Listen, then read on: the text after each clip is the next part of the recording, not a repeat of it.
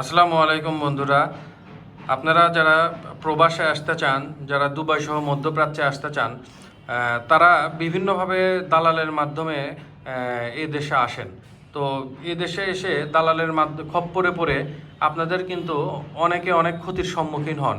তো আমরা আপনাদের অবশ্যই চেষ্টা করতে হবে দালালের মাধ্যমে না এসে যদি সরকারিভাবে আসতে পারেন তবে সেটা খুবই ভালো, এবং অবশ্যই আপনাদেরকে কাজ শিখে আসতে হবে। কারণ কাজ শিখে যদি না আসেন এখানে কিন্তু ভালো কিছু করতে পারবেন না। তো যাই হোক, আজকে আমাদের মাঝে আছেন আব্দুর রহমান ভাই। তিনি প্রায় বছরখানেক আগে দুবাইয়ে গিয়েছিলেন দালালের মাধ্যমে, এবং পরবর্তীতে উনি প্রতারণার শিকার হয়ে দেশে ফিরেছেন। তো আজকে আমরা ওনার অভিজ্ঞতার কথা শুনবো। আব্দুর রহমান ভাই, আসসালামু আলাইকুম। কেমন আছেন আপনি? ওয়ালাইকুম আসসালাম। ভালো আছি ভাই। আচ্ছা, আপনি তো দুবাইয়ে গেছিলেন। হ্যাঁ, আমি আচ্ছা, দুবাই আছি। তো এই গল্পটা আমরা আজকে শুনবো যে আপনি কিভাবে বা কার মাধ্যমে দুবাইয়ে গেছিলেন। আমি প্রথমে পাসপোর্ট করছিলাম। পাসপোর্ট করার পরে আমাদের পার্শ্ববর্তী আর কি গ্রামে একটা ভাই ছিল, ও মানে দালালের মাধ্যমে আর কি সে লোক টোক নিয়ে যায়, অনেক দেশে নিয়ে যায়, দুবাই নিয়ে যায়, সৌদি নিয়ে যায়। তা আমি দুবাই যাওয়ার জন্য তাকে পাসপোর্ট দিয়েছিলাম। সে বলছিল যে ওখানে ভালো কাজ, ভালো বেতন। তা আমি ভাবলাম পার্শ্ববর্তী লোক আর কি ভালো হবে।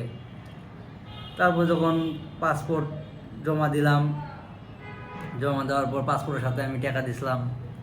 আপনার কত টাকা দিতে হয়েছিল? আমার টাকা দেওয়া লাগছিল 5.5 লাখ। 5.5 লাখ? এটা কি প্রথমবারে? না, আমি প্রথমে আপনার 50,000 টাকা পাসপোর্টের সাথে জমা দিছি আর কি। আচ্ছা 50,000 পাসপোর্ট জমা দেওয়ার পরে সে মেডিকেল করছে। মেডিকেল করার পরে 3-4 মাস ওয়েট করা লাগছে।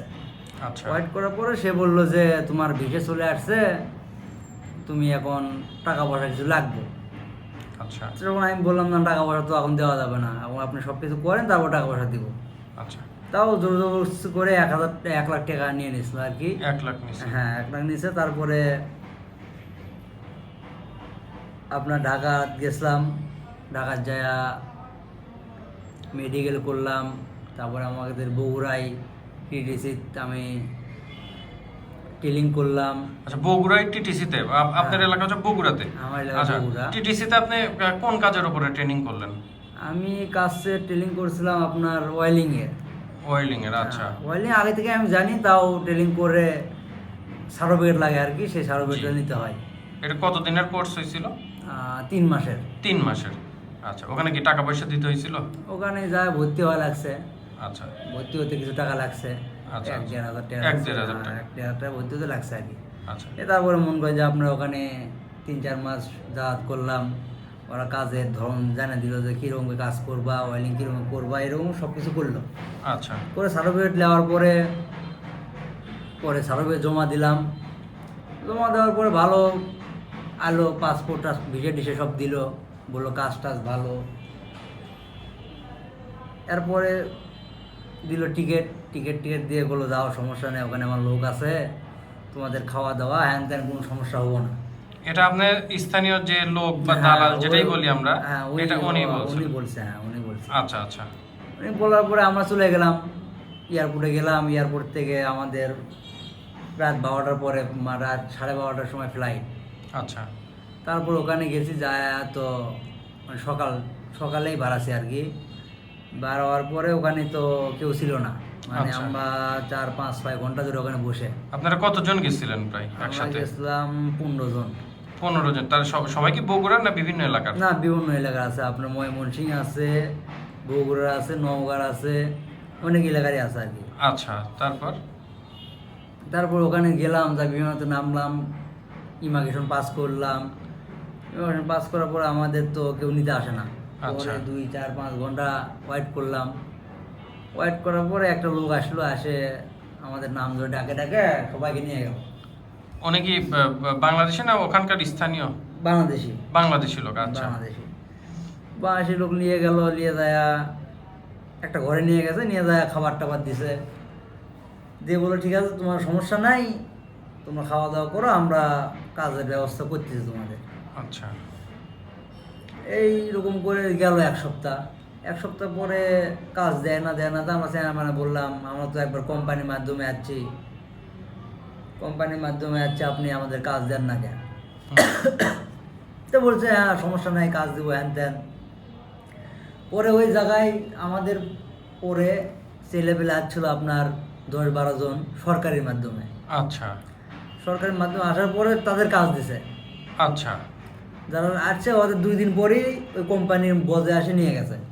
ও আর আমাদের তো কাজ দেয় না অনেক কষ্টর পরে কাকু মরুভূমির কাজ দিল, খেজুরের বাগানে কাকু দিল আপনার শস টমেটো এইগুলো তোলার, মানে আচ্ছা বিভিন্ন সাইডে বিভিন্ন ধরনের কাজ দিল। আচ্ছা সেখানে গেলাম মরুভূমির মধ্যে, সেখানে যায়া আপনার থাকার সমস্যা, অনেক সমস্যায় আর কি, আচ্ছা। অনেক সমস্যার পর আপনি আপনি ওখানে যাওয়ার পর কতদিন পর কাজ পাইলেন? 15 দিন। 15 দিন। আচ্ছা, তারপরে যখন কাজ শুরু করলেন, তো আপনি কিসের কাজ শুরু করলেন? আমি কাজ করতেছিলাম আপনার যে উড আছে না, উডের খাবার টাবার দেওয়া হ্যান ত্যান এইগুলো। মানে উটের হ্যাঁ। খাবারটা? আচ্ছা ঠিক আর আছে। তখন আমরা সবাই বললাম, দালালকে ফোন দিয়েছিলাম বাংলাদেশে, আচ্ছা যে এই কোম্পানির নামে করে আমাদের নিয়ে আসলেন, হ্যাঁ এখন এসে দিচ্ছেন উড চড়াবার। আচ্ছা তো বলতেছে আমি কোম্পানির নামে নিয়ে গেছিলাম, ওটা মানে অনেক কিছু আবল তাবল বললো আর কি, যে কোম্পানি ভালো না, কয়দিন পর ইয়ে হয়ে যাবে হ্যান ত্যান, ওটা না ঢুকে আমি আমার লোক আছে, আমি লোকদের কাজ দিচ্ছি, তোমরা কাজ করো। আচ্ছা এসব অনেক ক্যাসল ম্যাসল হওয়ার পরে তো আর বসতে থাকা যায় না, 15 দিন হয়ে গেছে। আচ্ছা তারপরে তো ভাবলাম না বাড়িতে টাকা পয়সা দেওয়া পড়া, ঋণ করে আসছি, হ্যাঁ। টাকা পয়সা বাইরে দিয়ে পড়ানো লাগবো, কাগজ ধরলাম। আচ্ছা ওই কাগজ ধরার পরে মনে করেন যে আপনার কাজ করি রোদে, তো টাকা পয়সা আপনার বেতন ঠিক মতো পাইছেন মোটামুটি? বেতন ঠিক মতো বেতন দেয় না, খাবারের সমস্যা, মরুভূমির মধ্যে পানির সমস্যা, আচ্ছা অনেক সমস্যায় আর কি। আচ্ছা পরে অনেক কষ্ট করলাম, 1 বছরের কাজ করছিলাম। আচ্ছা। করার পরে আপনার এতদিন কি খালি উটের খাবার দাবারই কাজ করলেন, না অন্য কোনো কাজ করছিলেন? না, উটের খাবার দাবারের কাজ করছি, যেহেতু পাসপোর্ট ওদের কাছে আছে ভিসে ওদের নামে। আচ্ছা, ওরা তো যাওয়ার পর পরই ওটা নিয়ে নিছিল? হ্যাঁ, তারপর নিয়ে নিল। পরে এখন আমাদের 1 বছর কাজ করার পরে কাজটা ভালো লাগতেছিল না। আচ্ছা পরে একটা কোম্পানি ঢুকলাম, কোম্পানি ঢুকে দিল, কোম্পানি ঢুকে দেওয়ার পরে আমাদের কোম্পানির সমস্যা। আচ্ছা, এটা কি কোম্পানি, কি কাজ করতে হতো এখানে? এখানে গাওয়া মাওয়া এগুলো বানাতো। আচ্ছা এই গাওয়াটাও বানায় মন করেন যে আমাদের কোম্পানি, মানে সে দালাল আবার আমাদের এই নতুন কোম্পানির নামে ভিসা লাগাই দিছিল। আচ্ছা ভিসা লাগাই দেওয়ার পরে আমাদের কোম্পানিতে কাজ করতেছিলাম, করতে ওই কোম্পানিটা খুব ভালো না। কোম্পানি ভালো? আচ্ছা ভালো না মানে লাইসেন্স মানে কিছু নাই, অবৈধ কোম্পানি।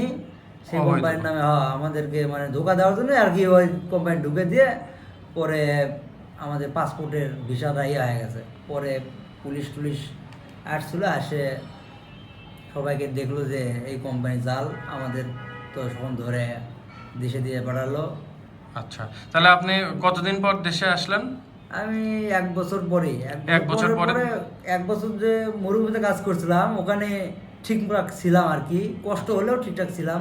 তারপরে দালাল কি করলো, আমাদের নতুন দিয়ে কোম্পানি। পাঠানোর জন্যই হোক, আর ভিসা মানে আর লাগাতে পারবো না, আচ্ছা। জাল ভিসা। হুম। সেই দিকে আমাদের অন্য একটা কোম্পানি মিশে, একটা ভুয়ো কোম্পানি দিয়ে আমাদের ওই পুলিশ দিয়ে করে মন করেন যে করছে যে কোম্পানির অবৈধ হয়ে গেছে, তোমাদের ধরছে, ওটা আর করা কিছু নাই, এখন তোমাদের দেশে যাওয়া লাগবে। আচ্ছা, তা আপনি এই যে গেলেন, ওখানে আপনি যে ওখানে গেলেন আমিরাতে, তো আপনার টোটাল কত টাকা খরচ হয়েছিল? আমার দুবাইতে খরচ হয়েছে 5.5 লাখ। আচ্ছা, এটা কি সব কিছু সহ ধরে, না এর মধ্যে আরো কিছু আছে? না, এর মধ্যে তো আমার খরচ বরচ আছে, এই টেলিং মেলিং হ্যান ত্যান, ঢাকা যাওয়া আসা, অনেক কিছু আছে। আচ্ছা আচ্ছা, তো সব মিলে আপনার কেমন একটা খরচ হয়েছিল? তাও 6 লাখ? 6 লাখ, হ্যাঁ। 6 লাখ। আচ্ছা, তা আপনি 1 বছর থেকে যে চলে আসলেন, তো এই 6 লাখের মধ্যে কত টাকা তুলতে পারছিলেন? ওই 2.5 লাখ টাকার মতো। 2.5 লাখের মতো তুলতে পারছিলেন। তারপরে আপনি মানে দেশে চলে আসলেন। চলে আসছে। আচ্ছা, তো দেশে যে চলে আসলেন এখন, 1 বছর ওখানে থাকার পরে, তো দেশে এসে এখন পরবর্তীতে ওই দালালকে আর ধরেন নাই আপনারা?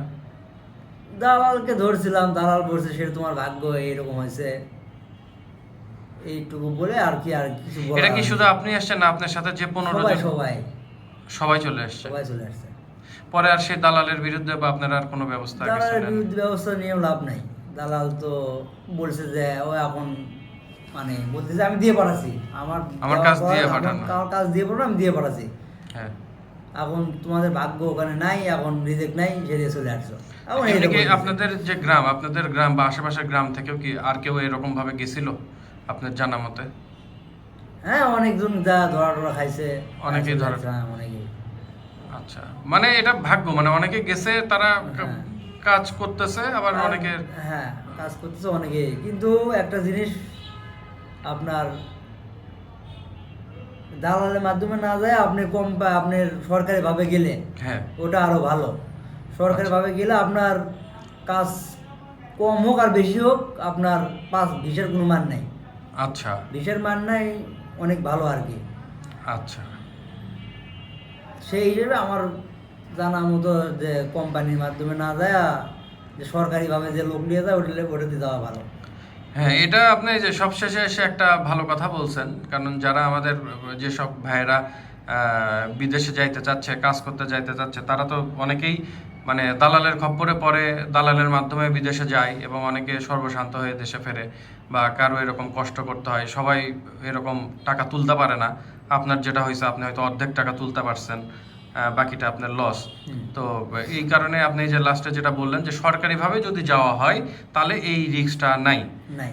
ঠিক আছে, কিন্তু সরকারিভাবে যাওয়া একটু কষ্টকর, কারণ অনেক সময় সার্কুলার দেয়, হ্যাঁ। সবকিছু সেইভাবে লোক নিয়োগ হয়, লোক নিয়োগ হয়, অনেক এই- কিছু আর কি, মানে কিন্তু সংখ্যাটা বিষয় কম আছে। হলেও যে যারা যাচ্ছে তারা মোটামুটি সলিড ভাবে যাচ্ছে, সবাইভাবে যাচ্ছে এবং কাজ তাদের আছে, কাজ তাদের আছে, কাজ আছে, কিন্তু সলিড ইয়েতে যাওয়া লাগবে আপনার। সলিড ভাবে যাইতে হবে। ইয়েতেও মনে করেন যে আপনার অনেক বিষয় আছে। আপনার যে এজেন্ট আছে বাংলাদেশে, ভালো এজেন্ট হলে ঠিক আছে, কিন্তু অনেক এজেন্ট আপনার সরকারিভাবে আপনার অনুমতি পাচ্ছে, মনে করেন যে 50টা ভিসা তার কাছে চলে আসছে, জি। সে কি করছে 100টা বই জমা নিছে, আচ্ছা 100 জনের মধ্যে 80 জনক দিয়ে পাঠাচ্ছে ওই দেশে, হ্যাঁ। যারা তো ওর ভিসা 50টে, সে 50 জনক কাজ দিয়ে পারতেছে, কিন্তু আর আচ্ছা। 30 জনক কাজ দিতে পারতেছে না। সে ক্ষেত্রে মনে করেন যে আপনার অন্যরে কাজ দিচ্ছে, হয়তো ময়লা সাফ করা, হয়তো ওইরকম কাজ বা ওরা পরবর্তীতে তারা ওই লুকে লুকে থাকতেছে, হ্যাঁ, পরবর্তীতে থাকতেছে। কাজের ভিসা পাচ্ছে না, রিনিউ হচ্ছে না, কিন্তু এই বিষয়টা লক্ষ্য রাখা লাগবে যে ভালো এজেন্টের মাধ্যমে যাওয়া লাগবে, ভালো যারা নিয়ে যায় বা সরকারিভাবে সরকারিভাবে মানে ওই খোঁজ খবর নিয়ে। খোঁজ খবর নিয়ে যেতে হবে। এটাই। তো আপনি এখন দেশে আসার পরে এখন আপনি কি করতেছেন? আমি দেশে আসার পরে অনেকদিন বসে থাকলাম, আচ্ছা। থাকার পরে দেখলাম না, বসে থাকলে তো আর অনেক কিছু করা যায় না, সংসার টংসার চলানো লাগবে আর কি। তারপরে কিছু টাকা দিয়ে আমি কিছু টাকা লোন করলাম, করে আচ্ছা। অটো ইজি বাইক কিনছিলাম একটা, আচ্ছা সেই ইজি বাইক চালালাম। আচ্ছা ইজি বাইক চালাতে দেখলাম না, ইজি বাইক চালাতে ভালো লাগতেছে না, পরে আমি অনেক যোগাযোগ করলাম, আচ্ছা যোগাযোগ করে আমি একটা এখন বর্তমানে ছোট্ট একটা জব করতেছি আর কি, প্রাইভেট কোম্পানিতে হ্যাঁ, বগুড়ায় প্রাইভেট কোম্পানি, ওখানে আমি কাজ Job করতেছি। আর অটোটা কি করলেন? অটো আমার ওটা বাড়িতে আছে, টুকটাক আমি চালাই, শুক্রবার শনিবার আমার অফিস বন্ধ থাকে, আমি ওখানে টুকটাক মোটামুটি এই চালাই। দুটাই এখন হ্যাঁ, করতেছেন। এটাই আমার এখন কর্ম। তা এখন কি মনে হচ্ছে যে আগে যখন এই যে বিদেশে গেলেন 1 বছর কষ্ট করলেন, ওটাই কি ভালো ছিল না? এখন কেমন আছেন? বিদেশে গেছিলাম তো অনেক আশা নিয়ে, আশা নিয়ে। যে এটা করবো ওটা করবো, তা এখন তো দালাল তো আর সবকিছু বোঝে হলো না না আর কি। এখন তাদের টাকা পাচ্ছে, তারা লোক দিয়ে পাঠাচ্ছে, এখন তো কি গেল সেটা আমার দেখতে তাহলে এখন আসলে যারা বিদেশে যাইতে যাচ্ছে তাদের জন্য আপনার মেসেজ হচ্ছে তারা যেন একটু খোঁজ খবর নিয়ে ভালো এজেন্টের মাধ্যমে অথবা সরকারি মাধ্যমে যেন যায়। হ্যাঁ হ্যাঁ, এটাই। তো ঠিক আছে রহমান ভাই, আমরা এই পর্যন্তই আপনার গল্পটা আমরা শুনলাম। তো এটার মাধ্যমে আমরা আসলে আমাদের যে সকল ভাইয়েরা, শ্রমিক ভাইয়েরা যারা আসলে বিদেশে যাইতে যাচ্ছে, কাজ করতে যাচ্ছে, এটা আসলে তাদেরকে একটু সজাগ করার জন্যই এবং একটা মেসেজ দেওয়ার জন্যই আমাদের এই চেষ্টাটা। তো ঠিক আছে, ভালো থাকবেন, আজকে এই পর্যন্তই, আল্লাহ হাফেজ। আল্লাহ হাফেজ।